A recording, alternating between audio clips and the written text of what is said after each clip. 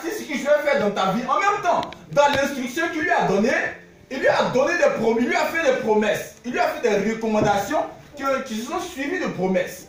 En deux termes de bénédiction, de récompense. Gloire à Dieu. Mais qu'est-ce qu'Abraham a fait? Abraham, il a fait textuellement ce que Dieu lui a dit. Il a pris ses trucs, il a pris son argent, il a pris son troupeau, il a pris son neveu, sa femme, et il est parti. Il a obéi à Dieu. Mais aujourd'hui, on te parle d'Abraham. Tu pries au nom du Dieu d'Abraham. Parce qu'Abraham, il était rassasié de jour. Gloire à Dieu. Abraham, il était symbolisé, il était caractérisé par l'obéissance à Dieu. Abraham, il était caractérisé par l'obéissance à Dieu. Bien aimé, ta vie doit l'obéissance doit te caractériser en tant qu'enfant de Dieu. Ça doit faire partie de tes valeurs. Ça doit transparaître dans ta vie avec Dieu. Abraham vivait une vie d'obéissance à Dieu. Et il a vécu les épreuves. Lorsqu'il devait se séparer de Lot. Bien aimé, c'était la volonté de Dieu qui se sépare de Lot.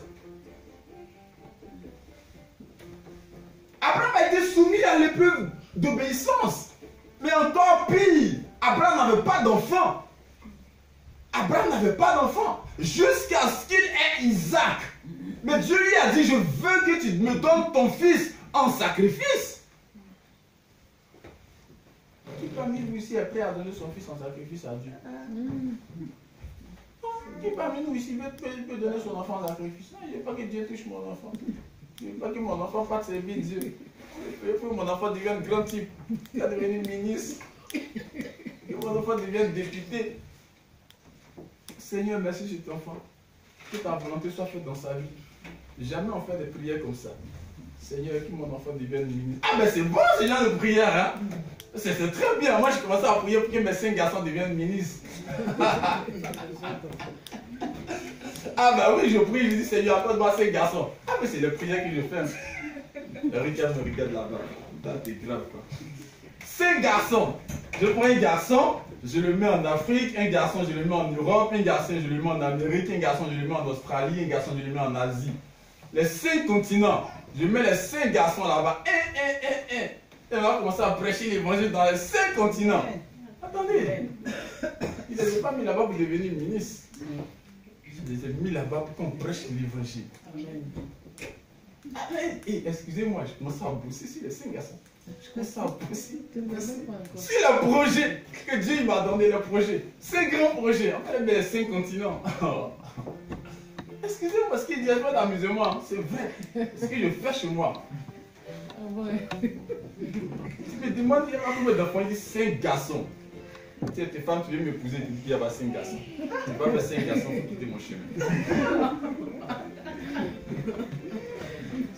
Ne sois pas quand tu as 5 garçons. Tu as 5 garçons parce qu'il y a des projets pour eux, c'est tout. Voilà. Là, moi, je ne me fatigue pas. Je sais que la femme qui a voulu faire 5 garçons, tu vas me la mettre sur mon chemin. Abraham a donné son enfant à Dieu. Quand Dieu lui a dit non. Abraham a été éprouvé dans le sacrifice. C'est important. Abraham était caractérisé par l'obéissance. Gloire à Dieu. Abraham était caractérisé par l'obéissance. C'est le même Abraham qui a fait une offrande à Melchisedec. Gloire à Dieu. Les exemples sont plusieurs. Lorsqu'on prend Genèse 6, à partir du verset 9, on nous parle de l'histoire de Noé. Lorsque le peuple vivait dans des moments difficiles, lorsque le peuple s'était détourné de Dieu, lorsque le peuple avait commencé à marcher selon le désir de leur chair, mais Dieu a dit à Noé, vas-y, construis-moi une maison, comment dirais-je, un gros bateau, un arche. Mais à l'horizon, Noé, il ne voyait rien certainement. Parce qu'il voit qu'il est... Attends, le soleil, là, comment il va pleuvoir? Dieu a donné des instructions à Noé. Et Noé, il a fait quoi? Il a obéi à Dieu. Noé, il n'a pas discuté avec Dieu comme Abraham. Non, Noé, il n'a pas discuté avec Dieu. Il a obéi à Dieu. Et aujourd'hui, l'obéissance manque dans l'église de Dieu, dans le corps de Christ. On ne parle plus d'obéissance à Dieu. Excusez-moi, le problème fondamental des enfants de Dieu qui fait que plusieurs tourneront, c'est qu'ils n'ont pas une vie d'obéissance. Parce qu'une vie d'obéissance implique beaucoup de choses. Et nous allons le voir tout à l'heure. Pourquoi nous devons obéir à Dieu? Parce qu'il est notre créateur. Parce qu'il est notre sauveur. Parce qu'il est notre Seigneur. Bien aimé, si tu n'obéis pas à Dieu, n'attends rien de lui. Amen. Si tu n'obéis pas à Dieu, n'attends rien de lui. Parce qu'il est miséricordieux, il peut tout. C'est lui qui fait pleuvoir, c'est lui qui fait tomber la pluie, il fait briller le soleil. Si tu n'obéis pas à Dieu, n'attends rien de lui. Parce que Dieu, il veut que ses enfants, lui, obéissent. Dieu, il a horreur de la rébellion. Quand tu n'es pas dans l'obéissance, tu es dans la rébellion. La rébellion, c'était au début, au temps de Adam et Ève. Ils se sont rébellés contre Dieu. Et même avant Adam et Ève, dans le ciel, Satan s'est rébellé contre Dieu. Il s'appelait Lucifer. Donc quand tu n'es pas dans l'obéissance, tu es dans la désobéissance, tu es dans la rébellion, on t'appelle le rebelle. Mais bien aimé, il ne faudrait pas que nous soyons des enfants de rébellion. Il faut que nous soyons des enfants obéissants à Dieu. Et une obéissance totale et aveugle. Ce n'est pas une obéissance qui se fait 50-50. J'obéis un peu à Dieu, je désobéis un peu à Dieu. Non. Il faut que tu fasses un avec Dieu. La Bible dit, si je vis, ce n'est plus moi qui vis, mais c'est Christ qui vit en moi. Bien, mais quand le Seigneur vit en toi, ta volonté ne compte plus. Mais c'est la volonté de Dieu qui prime dans ta vie. Amen. Et tout ce que tu fais doit se rapporter à Dieu. C'est ça l'obéissance totale et aveugle. Ok, nous partons là pour... On vient là les vendredis, les samedis, les dimanches, parce qu'on n'a rien à faire. Non, pas du tout, les amis, excusez-moi. Nous sommes les enfants de Dieu. Nous devons nous préparer à la rencontre de notre Dieu. Et cela passe par l'obéissance. Non, cela passe par l'obéissance. Souvent, tu es dans un environnement, Dieu ne te veut pas à cet environnement. Mais tu t'accroches à cet environnement parce qu'il y a tes amis, il y a tes parents, il y a tes oncles, il y a tes tantes. Et tu perds le fil, la volonté de Dieu. On va voir l'attitude des personnes qui n'aiment pas la vie d'obéissance. Ce sont les gens qui pensent comme les autres. Premièrement, l'attitude des personnes qui n'aiment pas l'obéissance. Ils pensent toujours comme les autres. Par exemple, les gens de ce monde pensent comme ils veulent. Parce qu'ils se disent que sans Dieu, leur vie, ils peuvent vivre avec ou sans Dieu, leur vie va toujours bien se passer. Vous voyez? Ils pensent qu'ils peuvent vivre sans obéir à la parole de Dieu. Certains mondiaux sont religieux, ils viennent à l'église, mais ne font rien qui est en phase avec la volonté de Dieu. Donc, premièrement, les gens qui vivent une vie de désobéissance, ce sont des personnes qui pensent comme la vie de ce monde. Ils sont dans l'église de Dieu. Ils sont parmi nous, on prie ensemble. Mais ils font les choses comme les autres. Ils ne font pas les choses parce que le Seigneur leur dit de le faire, ou ils ne font pas les choses parce qu'eux-mêmes là, ils sont convaincus par l'Esprit de Dieu d'agir ainsi. Mais ils font les choses parce qu'il a vu son frère, il a vu sa soeur qui fait ce genre de choses. Et donc du coup, il se laisse influencer, il se laisse entraîner. Bien aimé, Dieu n'est pas dans ces choses. Raison pour laquelle il y a toujours le même résultat. Les mêmes causes produisent les mêmes effets. Toi, tu fais comme les autres. Jésus n'a jamais fait comme les autres. Les gens qui n'aiment pas les gens qui ont une vie de désobéissance, ils provoquent toujours des divisions dans les assemblées. Toujours des querelles, toujours des critiques, des divisions. Les petits groupes dans la maison de Dieu. On ne sait pas ça sert à quoi. Les groupuscules, ça c'est une vie de désobéissance. Je bénis Dieu parce que ces choses, moi, ne m'ont jamais intéressé. Moi, je n'ai pas de copains, je n'ai pas de copines dans la maison de Dieu. J'ai des frères et sœurs que je considère au même titre que tout le monde. On est tous égaux devant Dieu. Tant que tu ne vois pas les enfants de Dieu, pareil mon frère, tu es dans la désobéissance. Tu as une vie de rébellion. Gloire à Dieu. Excusez-moi, mais c'est très fort. Ça fatigue beaucoup. Il y a les groupuscules dans la maison de Dieu. Afin que souvent il y a une nouvelle personne qui vient à l'église. Elle ne connaît pas le Seigneur. Elle vient pour la première fois. Mais parce qu'on est dans nos groupuscules, on a du mal à s'ouvrir. On ne peut pas s'approcher. Comment est-ce qu'il nous envoie un canal par lequel le Seigneur va passer pour envoyer les autres? Pour que le Seigneur touche les autres.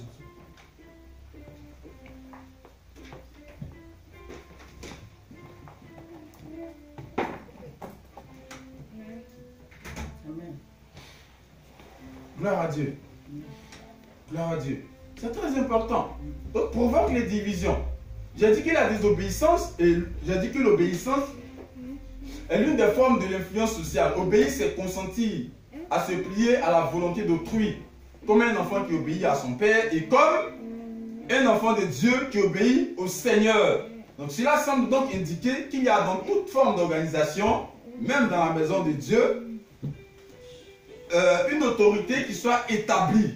Gloire à Dieu. Et l'obéissance n'est pas un sujet qui passionne les foules, comme je l'ai dit tout à l'heure, mais les bienfaits qui en découlent, c'est-à-dire la justice, la paix et la joie par le Saint-Esprit, que les gens n'aiment pas du tout. Mais Dieu ne nous forcera pas à lui obéir. Gloire à Dieu. Je fais un petit récap. Et nous avons parlé d'Abraham. Gloire à Dieu. Comment Abraham a obéi à Dieu. Il y a aussi Noé qui a obéi à Dieu. Et donc là, nous sommes en train de parler de l'attitude des personnes qui n'ont pas une vie d'obéissance. Nous avons vu premièrement ceux qui pensent comme les gens de ce monde. Ensuite, ceux qui provoquent les divisions dans les assemblées. Ceux qui sont dans les groupuscules. Bien aimé, si toi tu as une vie de groupuscule, il faut commencer à sortir de ça. Amen, amen, amen. Il faut commencer à sortir des vies de groupuscules. Il faut commencer à sortir de lui, il n'est pas dans mon église. Lui, il n'est pas dans mon assemblée. Lui, il n'est pas dans le même bâtiment. Tu as déjà vu Jésus construire le bâtiment? Non. Les apôtres, les a déjà vu construire l'église? Non. Mon frère, Pierre, il a prêché. Un seul jour, 3000 personnes se sont converties. Avant, tu as vu les 3000, ils étaient où? Dans un stade? Non. Pourquoi ils étaient où? Dans un gros bâtiment? Non. Ils se réunissaient dans les maisons, dans les endroits pour prier, pour édifier leur foi, pour s'entretenir. C'est ce qu'ils faisaient. Aujourd'hui, nous, on a abandonné toutes ces choses. Tous les dimanches matin, comme aujourd'hui, on se sape pour aller dans les synagogues, les gros bâtiments. Et là-bas, on écoute un évêque, un ultra giga bishop. Et pendant ce temps, les enfants de Dieu qui sont à côté, ils souffrent. Ils ont des problèmes, ils ont du mal. Ils ne sont pas épanouis. Amen. Et on est dans les groupuscules. Et tu le regardes avant de lui dire bonjour. Mon frère, quand je me retrouve avec les enfants de Dieu, je suis content. Amen. Et je suis content de me retrouver avec les enfants de Dieu. Je ne suis pas comme les gens qui sont contents de se retrouver avec les païens. Et ils ont du mal avec les enfants de Dieu. Tu vois ton frère, tu vois ta soeur, il faut être content. Je bénis le Seigneur pour ma soeur Erika qui est là ce matin, elle ne dira pas. Quand j'ai envie de la voir, je l'appelle. Quand on doit manger ensemble, on s'appelle, on va manger ensemble, tranquille. Et on vit la vie de Dieu. Je bénis le Seigneur pour son engagement pour le ministère. C'est une soeur qui affiche ce qu'elle ressent, elle ne cache pas du tout. Elle va te dire direct, et puis elle passe à autre chose. Et je bénis le Seigneur pour sa vie. Ah oui, sérieux, j'ai un témoignage pour elle ce matin. Et c'est ce que j'ai vécu. Des moqueurs ayant de mauvaises convoitises. Bien aimé, il y a beaucoup de moqueurs dans l'Assemblée de Dieu. Quand tu le regardes, tu regardes son statut social. Bah comme lui, il ne va pas au bureau tous les lundis matin, bah lui, tu ne le considères pas. Bah lui, il n'a pas de voiture, donc tu ne le considères pas. Et dans l'œuvre de Dieu, dans la foi avec Dieu, vos diplômes, ça s'arrête dehors. Dieu, il n'a pas besoin de vos titres ici. Tes titres, ça s'arrête chez toi. Toi et toi seul, tous tes diplômes s'arrêtent chez toi. Toi et toi seul. Ici, le seul diplôme qu'on a, c'est enfant de Dieu. Amen. On est enfant de Dieu. Si tu n'as pas compris, il faut revenir sur terre. Il faut revenir sur terre. Si tu veux, il faut porter les costumes tous les dimanches. Ça te regarde toi. Nous, ça ne nous regarde pas. Gloire à Dieu. Amen. Ici, nous sommes des enfants de Dieu. Et on doit développer l'amour fraternel. Voici des choses qui ont disparu dans l'Assemblée de Dieu. Des moqueurs. Des gens qui ridiculisent les amis. Tu vois, les enfants de Dieu, il y a beaucoup même qui préfèrent les animaux que les enfants de Dieu. Ils préfèrent donner à manger un animal que de donner à manger un enfant de Dieu.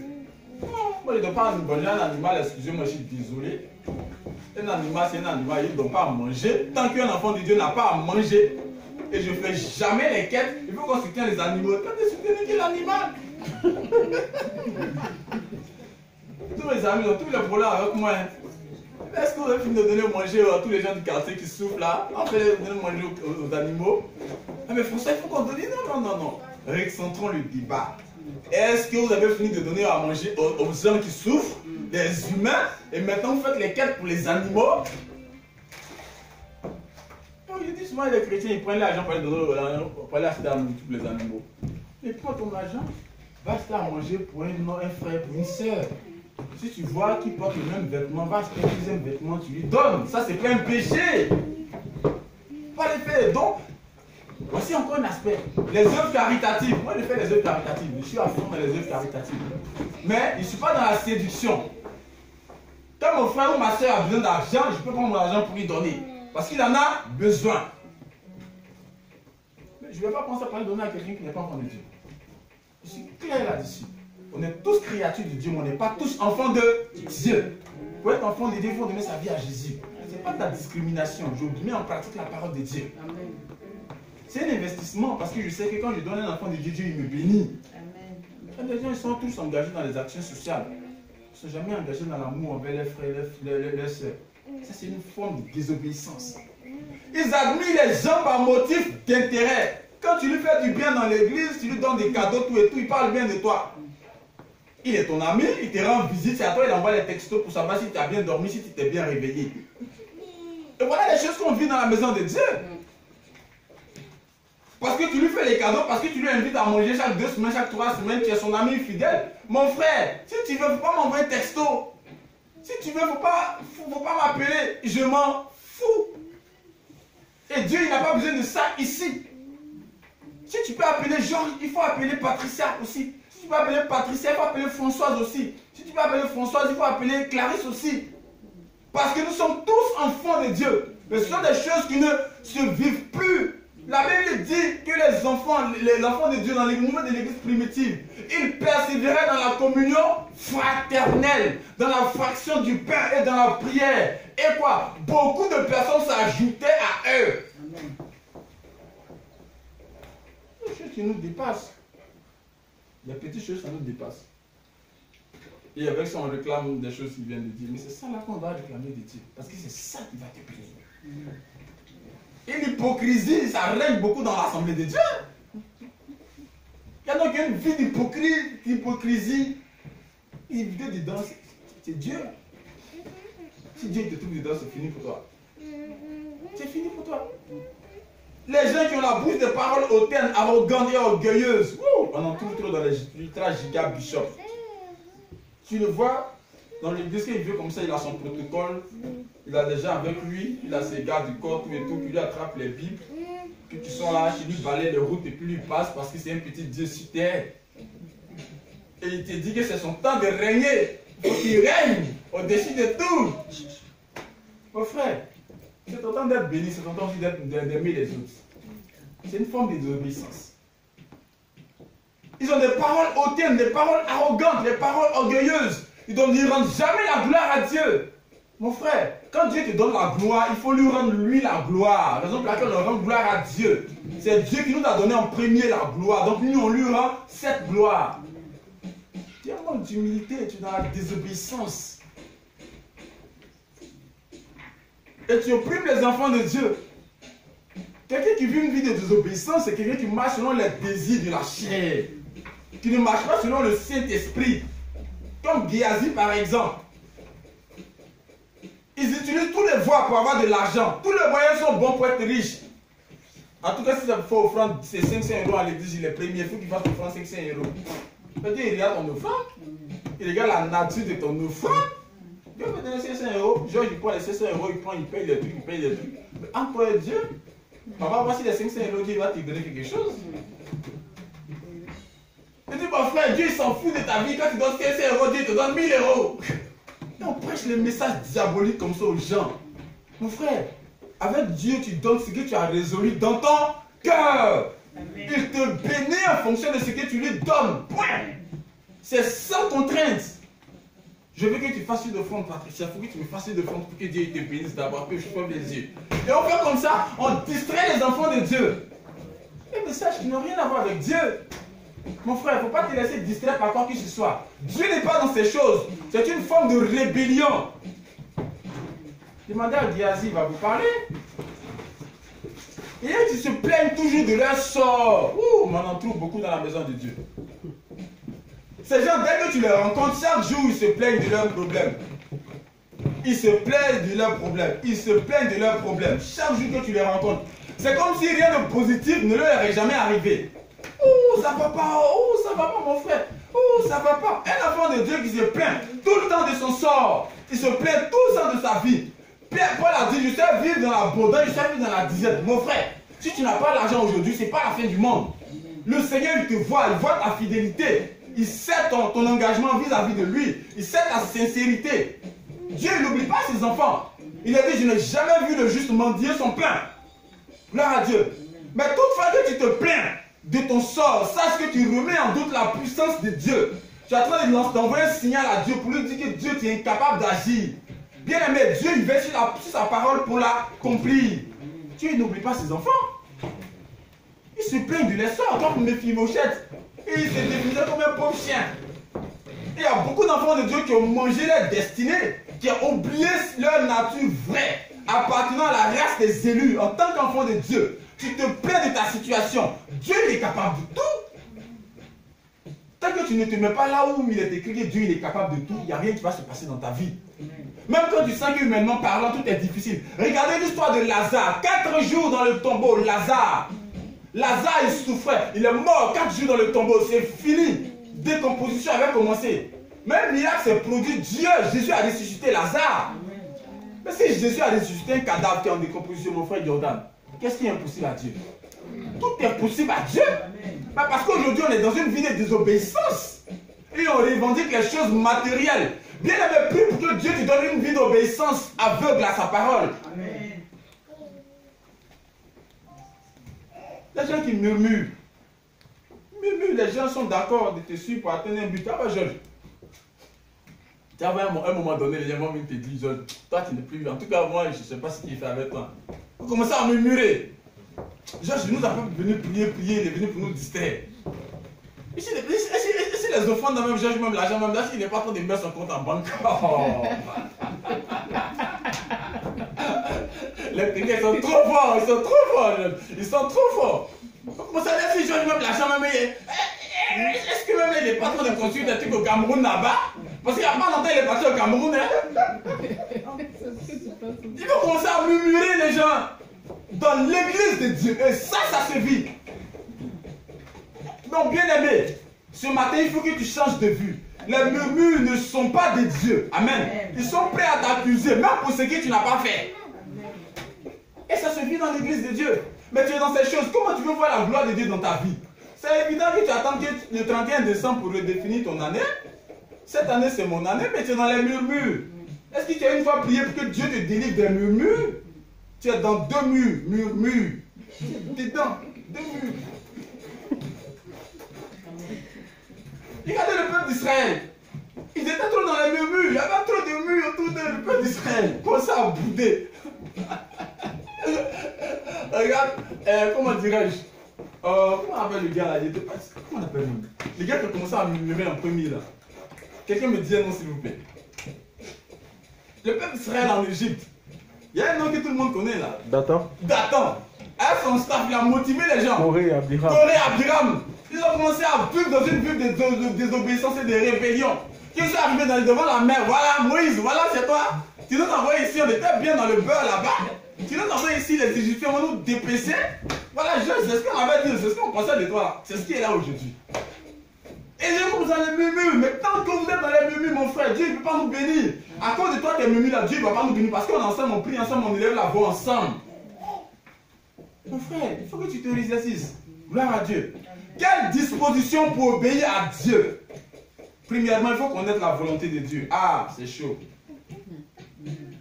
Premièrement, il faut connaître la volonté de Dieu. Bien aimé, personne ne peut prétendre obéir s'il ne connaît pas la volonté de celui à qui il doit obéir. Amen. Tu ne connais pas Dieu, comment tu peux lui obéir?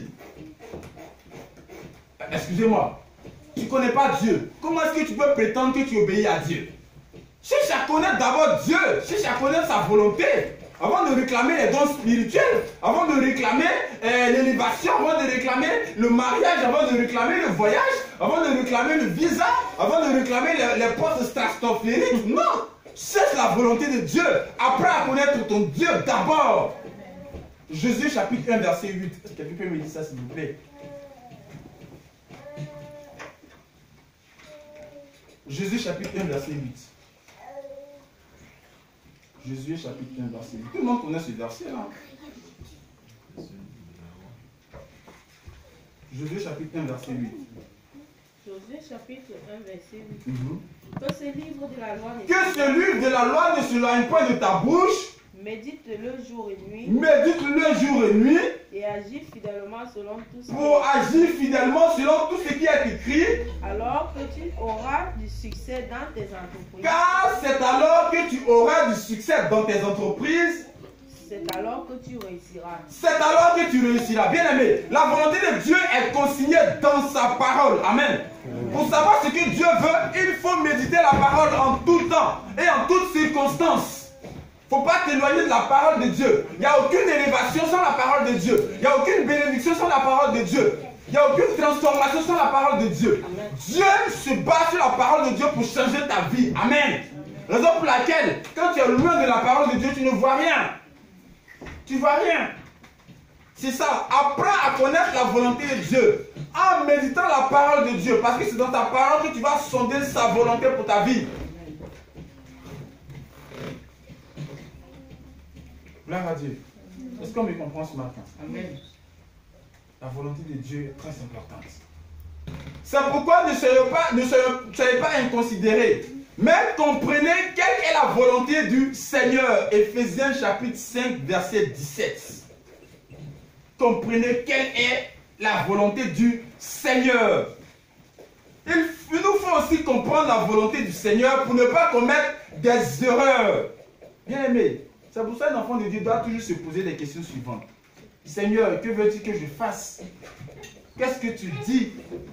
Que dois-je faire? Voici des interrogations qui doivent habiter un enfant de Dieu. Seigneur, que veux-tu que je fasse? Que dois-je faire? Quelle est ta volonté dans cette situation?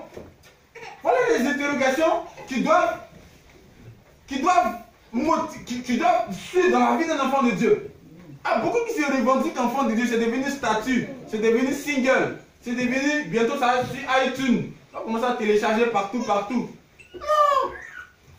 Beaucoup de filles enfants de Dieu, les filles enfants de Dieu, mais jamais ils vont chercher à connaître la volonté de Dieu. C'est pas le fait que tu jeûnes matin, midi, soir, temps. Quand tu es dans le temps de prière, tu jeûnes tous les jours, ta vie ne change pas. Ça te fait pas mal. Tu as fait, tu jeûnes.